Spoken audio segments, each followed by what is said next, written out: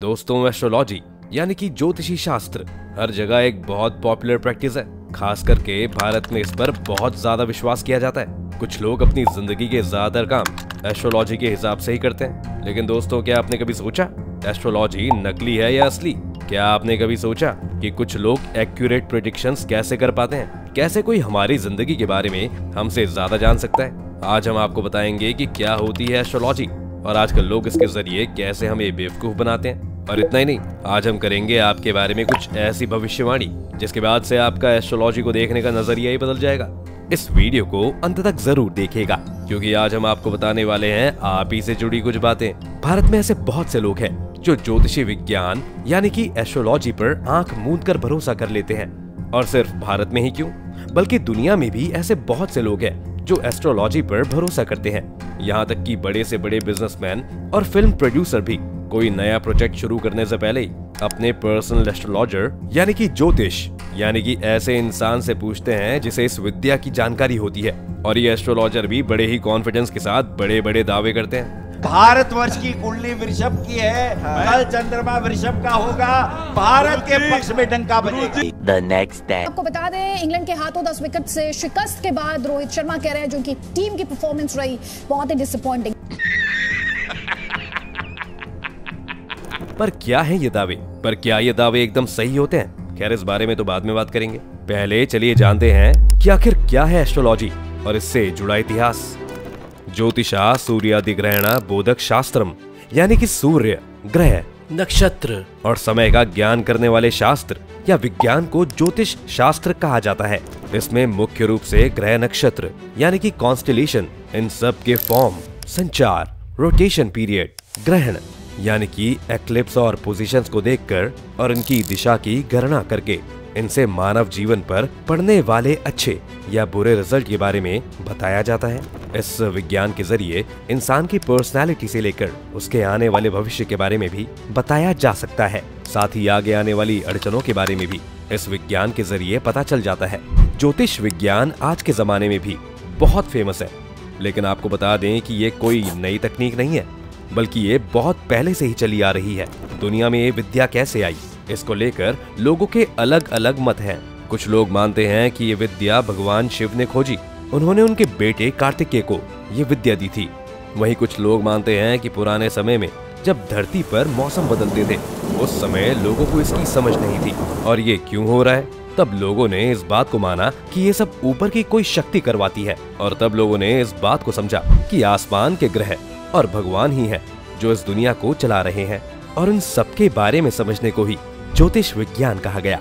लोगों ने सबसे ज्यादा सूर्य, चंद्रमा और बाकी ग्रह नक्षत्र की दूरियों को समझा और उससे धरती पर होने वाले असर को समझा, और बस इसे ही ज्योतिष विज्ञान का नाम दिया गया। वहीं कुछ लोगों का ये भी मानना है कि रावण और कुंभकर्ण ने अंतरिक्ष के बारे में सबसे ज्यादा स्टडी की थी और इन्होंने कुछ ऐसी सैटेलाइट यानी कि उपग्रह भी बनाए थे जो आज भी घूम रहे हैं। दोस्तों, आपको बता दें कि ऐसा माना जाता है कि ज्योतिषी विज्ञान लगभग 4000 साल से भी ज्यादा पुरानी है, लेकिन आज भी लोग इस पर बहुत विश्वास करते हैं। इतना ही नहीं, इस दुनिया में बहुत से ऐसे लोग हैं जो ज्योतिषी को अपनी हर समस्या का हल मानते हैं। आज भी जब लोग परेशान होते हैं तो वो अक्सर ज्योतिषी के पास जाना पसंद करते हैं, क्योंकि लोगों का मानना है कि ये विद्या उनकी जिंदगी सुधार सकती है। लोगों के ज्योतिषी के पास जाने की कई वजह हो सकती हैं। क्यों लोग ज्योतिषी के पास जाते हैं? पहला कारण, लोगों का कमजोर दिमाग। ये बात कोई नहीं जानता कि किसका भविष्य कैसा होने वाला है। कोई भी पूरी तरह से गारंटी नहीं दे सकता है कि हमारे फ्यूचर में 100% कुछ होगा, और यही अनसर्टेनिटी लोगों को परेशान करती है, क्योंकि ज्यादातर लोग अपनी जिंदगी में सर्टेनिटी यानी कि निश्चितता चाहते हैं। लोग चाहते हैं कि उनका फ्यूचर निश्चय और सिक्योर्ड हो, और ऐसे में लोग अपनी जिंदगी में सर्टेनिटी के लिए ज्योतिषों के पास जाते हैं। लोगों को लगता है कि ज्योतिषी या भविष्यवाणियां उन्हें निश्चितता देती है। अगर कोई ज्योतिष उनके फ्यूचर को लेकर एक अच्छी भविष्यवाणी कर दे तो लोग अपने भविष्य को लेकर काफी पॉजिटिव हो जाते हैं। स्वामी विवेकानंद ने भी कहा था कि ऐसी मान्यताएं कमजोर दिमाग की निशानी है, और आमतौर पर ऐसे लोगों को डॉक्टर को दिखाना चाहिए, लेकिन लोग ज्योतिष को दिखाना ज्यादा पसंद करते हैं। दूसरा कारण, लोगों का जिंदगी को लेकर डर। किसी की नौकरी नहीं लग रही है, किसी के बच्चे नहीं हो रहे हैं, तो अक्सर लोग ज्योतिष के पास जाते हैं, जहां ज्योतिष उन्हें कुछ ऐसी बातें बताते हैं जैसे कि ये करो तो वो काम हो जाएगा, ये काम करो तो ऐसा होगा। और जब इन बातों से लोगों का काम हो जाता है तो लोगों का खुद पर से भरोसा उठकर ज्योतिष पर विश्वास बन जाता है। चाहे इंसान की खुद की मेहनत से ही वो सब हुआ हो, लेकिन उस समय ज्योतिष उनके लिए भगवान बन जाते हैं। तीसरा कारण, वहीं कुछ लोग ऐसे भी होते हैं जो भगवान में बहुत मानते हैं और उन्हें लगता है कि अगर वो ज्योतिष शास्त्र के हिसाब से चीजें करेंगे तो भगवान उनसे बहुत खुश होंगे, और बस इसीलिए ही लोग ज्योतिष के पास चले जाते हैं और फिर धीरे धीरे उनका विश्वास और बढ़ता जाता है। आज भी लोग जिस तरह से एस्ट्रोलॉजी में विश्वास करते हैं, उस बात का फायदा उठाकर आजकल लोगों ने इसे बिजनेस बना लिया है। अगर हम कहें कि लोग इसके लिए पैसा खर्च करके इसकी पढ़ाई भी कर रहे हैं तो वो गलत नहीं होगा, और लोगों की भावनाओं के साथ खेलकर अपनी जेब भरते हैं वो लोग। चलिए दोस्तों, अब हम आपको बताते हैं आखिर ज्योतिषियों पर भरोसा क्यों नहीं करना चाहिए। लोग आंख मूंद कर ज्योतिषी पर भरोसा करते हैं, लेकिन हर साल ज्योतिषी लाखों भविष्यवाणियां करते हैं, लेकिन लोगों को इससे कोई फर्क नहीं पड़ता। आपको बता दें कि भारत में हॉरोस्कोप यानी कि राशिफल का बिजनेस लगभग $10 बिलियन का है। एक रिपोर्ट के मुताबिक लगभग 80% भारतीय अपनी जिंदगी में एक बार तो एस्ट्रोलॉजर के पास जरूर जाते हैं। दोस्तों, आप खुद सोचिए कि कैसे एक इंसान जिसने थोड़ी बहुत पढ़ाई कर ली है, आपकी जिंदगी की वो सभी प्रॉब्लम्स को ठीक कर सकता है। आजकल एस्ट्रोलॉजर बस लोगों की भावनाओं के साथ खेल रहे हैं और लोगों को बेवकूफ बना रहे हैं। चलिए इसको कुछ भविष्यवाणियों से समझने की कोशिश करते हैं। कोविड के समय भारत के सबसे प्रसिद्ध ज्योतिष बेजान दारूवाला ने भविष्यवाणी की थी। साल 2020 में उन्होंने कहा था कि 15 मई 2020 के बाद कोविड-19 पूरी तरह से खत्म हो जाएगा या काफी हद तक धीमा हो जाएगा। करीब करीब मई 15 के आसपास ये डिजीज है, कोरोना कहो कुछ भी कहो, ये बहुत कम हो जाएगा, नहीं तो खत्म हो जाएगा। कई बाकी ज्योतिषों ने कोविड-19 को लेकर इसी तरह की भविष्यवाणी की थी। कोविड को लेकर ये भविष्यवाणी कितनी सही है, इस बात का अंदाजा आप खुद ही लगा सकते हैं। वहीं अगर हम इतिहास की तरफ जाएं, तो इतिहास भी ऐसी कई भविष्यवाणियों से भरा पड़ा है। एक बार एक ईसाई न्यूमेरोलॉजिस्ट डेविड मिड ने भविष्यवाणी की थी कि 23 सितंबर 2017 को दुनिया खत्म हो जाएगी जब एक मिस्टीरियस प्लैनेट पृथ्वी से टकराएगा। लेकिन ऐसा कुछ नहीं हुआ। इतना ही नहीं, अमेरिका में तो अमेरिकन प्रीचर हेरोल्ड कैंपिंग ने दावा किया था कि 21 मई 2011 को दुनिया खत्म हो जाएगी, और उन्होंने अपना यह मैसेज 5000 होर्डिंग्स पर भी लगवाया। लेकिन जब ऐसा नहीं हुआ तो उन्होंने मई की जगह डेट को बदलकर अक्टूबर कर दिया, और जब अक्टूबर 2011 में दुनिया खत्म नहीं हुई तो आखिरकार उन्होंने चुप रहने का फैसला किया। अब आप ही सोचिए कि मतलब मई में दुनिया खत्म नहीं हो रही है तो अक्टूबर में दुनिया खत्म हो जाएगी।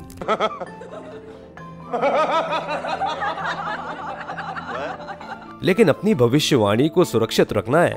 ऐसे में हैरानी की बात तो यह है कि दुनिया इन दावों पर विश्वास भी कर लेती है और आसानी से ऐसे ज्योतिष की बातों में आ जाती है। एक फेमस हिस्टोरियन फ्रांसिस्को गुइसी कार्डिनी ने कहा था, आम लोगों की तुलना में ज्योतिष एक आसान जीवन जीते हैं। सैकड़ों झूठों में से एक सच बोलकर भी लोगों को खुद पर विश्वास दिलाते हैं। लेकिन अगर एक आम आदमी 10,000 सच कहे लेकिन एक झूठ निकले तो उसकी सारी विश्वसनीयता यानी कि क्रेडिबिलिटी खत्म हो जाती है। क्या एक इंसान की अहमियत कुछ नहीं है? आखिर क्यों होता है ऐसा? इस बारे में हम आगे बात करेंगे, लेकिन उससे पहले आपको बताते हैं हाल ही में इंडियन क्रिकेट टीम को लेकर ज्योतिषियों की गई भविष्यवाणी के बारे में। दोस्तों, अगर आपको याद हो तो कुछ समय पहले cricket team India T20 world cup में हार गई थी। उस समय टीम इंडिया सेमीफाइनल्स में इंग्लैंड से हारी थी।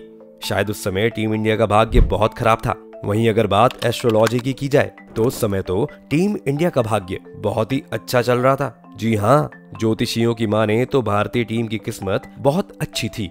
आपको बता दें कि सेमीफाइनल मैच से पहले एबीपी न्यूज चैनल पर एक न्यूज प्रोग्राम चलाया गया था जिसमें 11 ज्योतिषियों ने वर्ल्ड कप को लेकर भविष्यवाणी की थी। इस प्रोग्राम के दौरान लगभग हर ज्योतिष ने ये भविष्यवाणी की थी कि इंडिया की जीत निश्चित है। एस्ट्रोलॉजर्स ने ये कहा था कि उन्होंने इंडिया के चार्ट को देखा है और इंडिया की जीत पूरी तरह से पक्की है। वहीं कुछ ने कहा था कि मुकाबला बहुत टक्कर का होगा लेकिन जीत इंडिया की ही होगी। कांटे की टक्कर के बाद ही ये मैच जीता जाएगा। वैसे दोस्तों, हम आपको बता चुके हैं कि इस मैच को इंडिया बुरी तरह से हार गई थी। ये पूरी तरह से एक तरफा मैच था जिसमें भारत ने 168 रन बनाए और इंग्लैंड ने इस लक्ष्य को 16 ओवर में बिना कोई विकेट खोए हासिल कर लिया। यहाँ तक कि गिनीज वर्ल्ड रिकॉर्ड में भी ट्विटर पर भारत का मजाक उड़ाया और पूछा कि क्या ये इतिहास का सबसे आसान रन चेस था। अब आप इन सब भविष्यवाणी को देखकर तो समझ ही गए होंगे कि किस तरह से ये एस्ट्रोलॉजर कुछ भी भविष्यवाणी करते हैं, पर क्या इनकी बातों का कोई आधार होता है। 2009-10 के आसपास बड़ी बड़ी न्यूज में ये बात आ रही थी कि माया कैलेंडर के मुताबिक, जो कि 5125 वर्षों तक फैला था, ये कैलेंडर 21 दिसंबर 2012 को खत्म हो जाएगा। लोगों का मानना था कि उस दिन दुनिया खत्म हो जाएगी। उस समय में 20 देशों में 16,000 लोगों का ओपिनियन पोल ऑर्गेनाइज किया गया था। इस ओपिनियन पोल में सामने आया कि 7 में से हर एक इंसान इस पर भरोसा करता था कि दुनिया 2012 में खत्म हो जाएगी।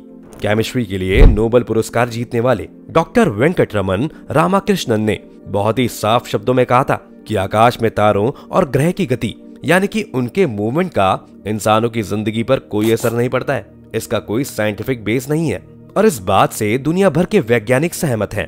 लेकिन इस बात को समझने के लिए आपको किसी नोबेल पुरस्कार विजेता या कोई साइंटिस्ट या फिर किसी बड़ी हस्ती की बात सुनने की कोई जरूरत नहीं है। इस बात को हर वो इंसान समझ सकता है जिसने 10वीं की साइंस को अच्छे से पढ़ा और समझा है। अगर हम आपसे पूछे कि क्या आपको पता है कि सूर्य और बाकी के ग्रह पृथ्वी पर कौन सा बल लगाते हैं, तो आप में से बहुत से लोग इस बात का जवाब आसानी से दे देंगे कि गुरुत्वाकर्षण बल यानी कि ग्रेविटेशनल फोर्स। हम सभी जानते हैं कि चंद्रमा पृथ्वी पर एक सिमिलर ग्रेविटेशनल फोर्स लगाता है, जो कि बड़े बड़े ओशंस में उच्च ज्वार और निम्न ज्वार यानी कि हाई टाइड और लो टाइड का कारण बनता है। आप में से जो लोग नहीं जानते हैं उनको बता दें कि ग्रेविटेशनल फोर्स केवल एक आकर्षक बल यानी कि अट्रैक्टिव फोर्स है, जो कि द्रव्यमान यानी कि मास और दो वस्तुओं के बीच की दूरी पर निर्भर करता है। आसान भाषा में आपको बताएं तो जिस बल की वजह से दो चीजें एक दूसरे की तरफ अट्रैक्ट होती हैं, उसे ग्रेविटेशनल फोर्स या गुरुत्वाकर्षण बल कहते हैं। अब ऐसे में सोचने वाली बात यह है कि गुरुत्वाकर्षण बल कैसे तय कर सकता है कि आपको अपने सपनों की नौकरी मिलेगी या नहीं, या आपको अपने मनपसंद कॉलेज में एडमिशन मिलेगा या नहीं, या फिर आपकी शादी अपने मनपसंद इंसान से होगी या नहीं। चलिए इसके बारे में हम थोड़ा सा लॉजिकल सोचते हैं। मान लीजिए कि एक लड़की नेहा है और एक लड़की अंजू है। नेहा का जन्म जनवरी में हुआ था और अंजू का जन्म जुलाई में हुआ था। तो आप सोचिए कि क्या ये पॉसिबल है कि इन दोनों पर लगने वाला गुरुत्वाकर्षण बल अलग अलग होगा? क्या सूर्य लोगों की डेट ऑफ बर्थ के आधार पर लोगों में भेदभाव करता है? मतलब कि किसी पर ज्यादा गुरुत्वाकर्षण बल होना तो किसी पर कम, क्या इसका कोई मतलब है? या हमारा मार्स, क्या वो अपने गुरुत्वाकर्षण बल में भेदभाव करता है और केवल कुछ चुने हुए या अपने पसंदीदा लोगों के लिए सौभाग्य यानी कि गुड लक लाता है और बाकी के लिए बैड लक? इन सब बातों को सोचने और समझने के बाद बस एक ही बात दिमाग में आती है कि इसमें एक दो बात गलत नहीं है, बल्कि ये तो पूरी तरह से गलत है। वहीं ये बात तो कही ही जाती है कि एस्ट्रोलॉजी का रिलेशन इंसान के जन्म की तारीख और समय से होता है। इसका मतलब है कि जुड़वा बच्चे जो मिनट के अंतर पर पैदा हुए हैं, उनका जीवन बिल्कुल एक जैसा ही होना चाहिए। इस बात को समझने के लिए साल 1958 में इसकी एक स्टडी की गई। इसके लिए लंदन में एक ही समय में पैदा हुए 2000 से ज्यादा बच्चों को इस स्टडी के लिए रजिस्टर किया गया था। इस दौरान अगले कुछ सालों तक उन सभी की निगरानी की गई और उनकी ग्रोथ पर ध्यान दिया गया। इस दौरान रिसर्चर्स ने 100 से ज्यादा अलग अलग विशेषताओं यानी कि डिफरेंट फीचर्स को ऑब्जर्व किया। इन सभी चीजों पर ध्यान दिया गया कि बच्चों ने बड़े होने पर किस तरह से नौकरी अपने लिए चुनी, किसने शादी की और किसने शादी नहीं की। इन सभी बातों पर ध्यान दिया गया। इसके साथ ही उनकी पर्सनालिटी, उनका IQ लेवल देखा गया। वो खेलों में कितने अच्छे थे, वो मैथ्स में कितने अच्छे थे, उनका एंजाइटी लेवल कैसा था। इन सब बातों पर अच्छे से गौर फरमाया गया। बाद में इन सभी स्टडीज का रिजल्ट 2003 में जर्नल ऑफ कॉन्शियसनेस स्टडीज में पब्लिश हुआ। तो ये सामने आया कि इन 2000 लोगों में कोई भी सिमिलैरिटी नहीं थी। ये सब एस्ट्रोलॉजर की तकनीक होती है जो कि लोगों को पागल बनाती है। आखिर एस्ट्रोलॉजर हमें बेवकूफ कैसे बनाते हैं? आमतौर पर हर ज्योतिष लोगों को कोल्ड रीडिंग की वजह से बेवकूफ बनाता है। इन सब की लगभग एक ही ट्रिक होती है जिस वजह से ये ऐसा कर पाने में कामयाब होते हैं। इस तकनीक का इस्तेमाल करके ज्योतिष तरह तरह के दावे करते हैं। जैसे कि कुछ ज्योतिष अक्सर कहते हैं कि जब आप 30 साल के हो जाएंगे तो आपकी किस्मत बदल जाएगी। अब अगर हम इसको लॉजिकली सोचें कि अगर आज आप 22 साल के हैं और कुछ नहीं कर रहे हैं, लेकिन 30 साल के होने तक आप जॉब करने लगेंगे और आप में से कुछ की तो शादी भी हो जाएंगी। ऐसे में आपकी जिंदगी आज की तुलना में खुद ही बदल जाएगी। वहीं कुछ ज्योतिष अक्सर लोगों से ये भी कहते हैं कि आप बहुत भाग्यशाली हैं, तो आप इससे बच गए। बचपन में आपने बहुत सी मुसीबतों का सामना किया है। अब हो सकता है कि आप बचपन में कहीं से गिर गए हो या फिर कहीं किसी वजह से आपको चोट लग गई हो, साथ ही आपकी फैमिली में कुछ ऐसा हो गया हो। हर किसी की जिंदगी एकदम सेम नहीं होती है। ऐसे में ये बात बहुत ही नॉर्मल है कि बचपन में सभी के साथ कुछ न कुछ ऐसा हुआ ही होगा। और जब ज्योतिष किसी से भी ऐसी बात करते हैं तो सभी का दिमाग ये बात सोचने लगता है कि हाँ, ये ज्योतिष सही कह रहा है, और इस तरह से अपने आप ही लोग ज्योतिष की बातों पर भरोसा करने लग जाते हैं। क्या हो अगर आज हम आपसे कहें कि आज हम बिना आपको जाने आपकी पर्सनैलिटी के बारे में कुछ बताएंगे। आप वो हैं जो हर जगह एडजस्ट करने को तैयार हो जाते हैं और आप बहुत ही दयालु हैं, तो आप जरूर ऐसा कुछ पिछला सोचने लगेंगे जब कभी आपने किसी के लिए एडजस्ट किया है। वहीं अगर हम आपसे कहें कि आपने जिंदगी में बहुत ही स्ट्रगल किया है, तब भी आप सोचने लगेंगे कि हाँ, ये बात तो सही है। कुछ यही बातें ज्योतिष लोगों के घर जाकर बोलते हैं और इसके मोटे पैसे ऐंठते हैं। इस बात को समझाने के लिए हम आपको 1948 में किया गया एक रिसर्च बताते हैं। साइकोलॉजिस्ट बर्ट्रैम आर फॉरेर द्वारा एक फेमस साइकोलॉजिकल एक्सपेरिमेंट किया गया था, जिसमें उन्होंने अपने 39 स्टूडेंट्स को एक पेपर दिया जिसमें हर स्टूडेंट की क्वालिटी लिखी हुई थी, जैसे कि वो दयालु है तो वहीं कुछ को बहुत गुस्सा जल्दी आता है। इस तरह हर पेपर पर टोटल 13 क्वालिटी लिखी हुई थी। स्टूडेंट्स को उन क्वालिटीज को 0 से 5 के स्केल पर रेट करना था, जहां 5 का मतलब 100% एक्यूरेट होगा और 0 का मतलब होगा कि ये गलत है और उनकी सही पर्सनैलिटी के बारे में नहीं बताता है। 39 स्टूडेंट्स में से केवल 5 ने इसे 4 से कम रेट किया, बाकी सब ने इसको लगभग पूरे रेट दिए। हर किसी का यही मानना था कि ये क्वालिटी उनकी है और उनके बारे में सब बताती है। लेकिन बाद में पता लगा कि हर किसी पेपर पर सेम क्वालिटी लिखी हुई थी, लेकिन हर स्टूडेंट को ये बताया गया कि ये पेपर खास तौर पर उन्हीं के लिए बनाया गया है, जबकि उसमें सिर्फ कुछ कॉमन क्वालिटीज लिखी हुई थी। और ऐसा ही कुछ दोस्तों ये ज्योतिष करते हैं, ये कुछ कॉमन बातें सभी को बताते हैं और ऐसे दिखाते हैं कि ये खास बातें सिर्फ उन्हीं की जिंदगी से जुड़ी हुई है, और इस तरह लोग इनके प्रभाव में आ जाते हैं और इसी तरह ज्योतिष लोगों को बेवकूफ बनाते हैं। कंक्लूजन, चलिए दोस्तों, अब हम आपको बताते हैं कि आखिर किस तरह से हम एस्ट्रोलॉजर्स के पास जाने से और उनके झांसे में आने से बच सकते हैं। साइंटिफिक टेम्पर यानी कि वैज्ञानिक स्वभाव के इस्तेमाल के जरिए आप एस्ट्रोलॉजर के पास जाने से बच सकते हैं। चलिए पहले आपको बताते हैं कि क्या है साइंटिफिक टेम्पर। अगर हम आपको आसान शब्दों में समझाएं तो इसका मतलब ये होगा कि आप जब भी कोई बात सुनते हैं तो उस बात पर सुनते ही भरोसा ना करें, उस बात के पीछे कुछ सवालों को ढूंढने की कोशिश करें। जैसे कि आप सभी को फूली हुई रोटियां तो पसंद होगी, पर आपने कभी ये सोचा है कि रोटियां फूलती क्यों हैं? आप सबने बचपन में जनगण मन यानी कि हमारा राष्ट्रगान तो गाया ही होगा, पर क्या आप हमारे राष्ट्रगान का मतलब जानते हैं? बस साइंटिफिक टेम्पर का इस्तेमाल करें, जिसमें खुद से क्वेश्चन करें, रियलिटी को ऑब्जर्व करें, उन चीजों पर टेस्ट करें, उनको एनालाइज करें और लोगों से कम्युनिकेट करें, और इस तरह से आप चीजों के पीछे छिपे कारण को समझ पाएंगे और किसी अंधविश्वास में फंसने से बच जाएंगे। ब्रेक द सर्कल, वो कहते हैं ना, अगर दुनिया बदलनी है तो शुरुआत घर से करनी होगी। दोस्तों, अगर आपके पास कुछ ऐसे लोग हैं जो एस्ट्रोलॉजी में विश्वास करते हैं तो आप उस सर्कल से दूर हो जाइए, और अगर आप खुद ही हैं तो उस चेन को तोड़ सकते हैं।